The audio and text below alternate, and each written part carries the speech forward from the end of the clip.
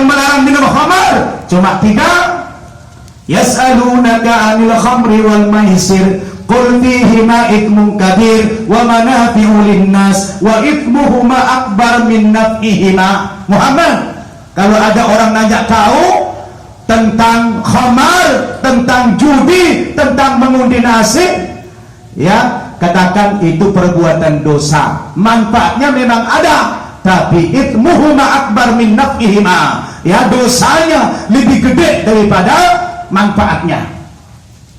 Kemudian ada lagi, ya ayyuhalladzina amanu la taqrabus salata wa antum sukara hatta ta'lamu ma taqulun. Baru yang terakhir, innamal khamru wal maisiru wal ansabu wal azlamu rijsun min amali syaitan fajtanibu. Cuma 3 ayat. Ayat yang melarang zina tidak banyak. Wala taqrabuz zina innahu kana fahisyatan wa sa'a sabila. Tidak banyak ayatnya. Tapi ayat yang melarang kita mengangkat pemimpin kafir ini seabrak-abrak dengan segala macam sanksi-sanksi yang diberikan oleh Allah kepada kita kalau kita tabrak, ya, kita langgar aturan-aturan Allah ini. Sampai Nabi katakan apa? Diberikan ponis. Pertama diponis munafik, orang Islam yang angkat pemimpin kafir. Basyiril munafiqin bi anna lahum adzaban alima. Muhammad, sampaikan kabar kepada orang-orang kafir, kepada orang munafik, bi anna lahum adzaban alima, sesungguhnya mereka nanti orang munafik ini diazab oleh Allah di hari akhirat. Pak, Bu, saya tanya, kalau ada ayat bicara munafik dalam Al-Qur'an, kira-kira ditujukan kepada siapa itu, Bu? Siapa yang dimaksud munafik? Orang kafir apa orang Islam? Kata munafik kepada siapa? Muslim atau kafir? Kepada orang Islam itu. Basyiril munafiqin, sampaikan kabar kepada orang munafik, inna bi anna lahum adzaban alima, sesungguhnya mereka mendapatkan azab yang sangat pedih di hari akhirat nanti. Siapa orang munafik yang dimaksud itu? Alladzina yattakhiduna al-kafirina awliya'a min dunil mu'minin, yaitu orang-orang Islam yang mengangkat orang-orang kafir sebagai pemimpinnya, min dunil mu'minin, dan dia menyingkirkan orang-orang yang beriman. Itulah yang disebut munafik. Jelas Bapak Ibu? Siapa yang munafik itu? Orang Islam mengangkat pemimpinnya dari kalangan orang kafir. Di Jakarta, Pak, Masya Allah, kiai-kiai yang ini udah banyak gentayangan. Malah kiai-kiai yang membela orang kafir. Bayangkan Pak, Bu, di Jakarta sekarang ada seorang pengusaha mendirikan yayasan, namanya Yayasan Peduli Pesantren. Apa, Bu? Apa, Pak? Yayasan Peduli Pesantren. Yang punya yayasan ini orang kafir.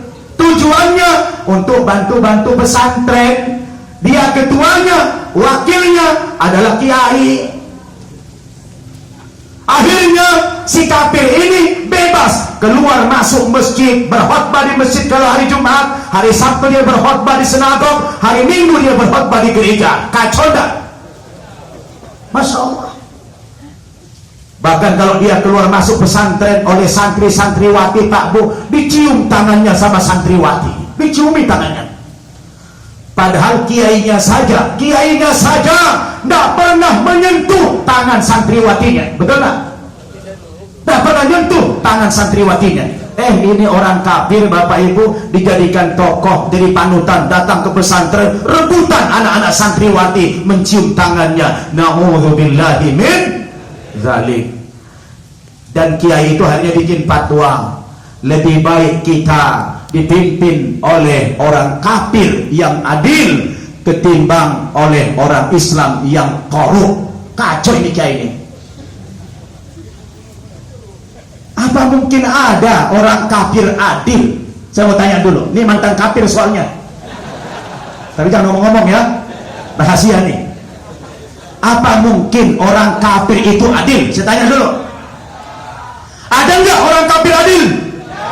Mustahil, karena adil itu sifatnya Allah, al-adil. Tidak mungkin sifat Allah itu ada di dalam orang kafir. Betul? Mustahil. bertolak belakang itu. Tidak ada orang kafir adil. Dan ini yang bikin pernyataan kiai, apalagi mendiskreditkan orang-orang Islam seolah-olah semua nanti tokoh korup. Na'udzubillahi min dzalik. Masya Allah, pedih Bapak Ibu. Yang membela orang kafir justru orang dan berlabel kiai. Kira-kira kalau datang ke Aceh, yayasan itu disambut enggak? Pak, Bu, datang ke Dayah itu si kafir ini disambut, dikasih cium tangan. Masya Allah. Jangan dibunuh lah, terlalu kejam kalau dibunuh. Ya, pulangin aja. Ya, tolak. Memangnya kita tidak sanggup biaya? Ya, Pak Haji Tarmizi, apa tidak sanggup membiayai pesantren? Sanggup. Bu Eliza sanggup. Dulu kiai-kiai ulama-ulama sebelum merdeka tidak pernah minta bantuan dari penjajah, dari orang kafir. Dulu miskin, tapi mereka sanggup bikin pesantren besar-besar, santrinya puluhan ribu, bahkan ratusan ribu. Betul? Tidak ada minta bantuan sama orang kafir. Lalu sekarang dari mana orang kafir tulus? Dulu-dulu sebelum bikin partai, mana bikin yayasan dia? Gak ada.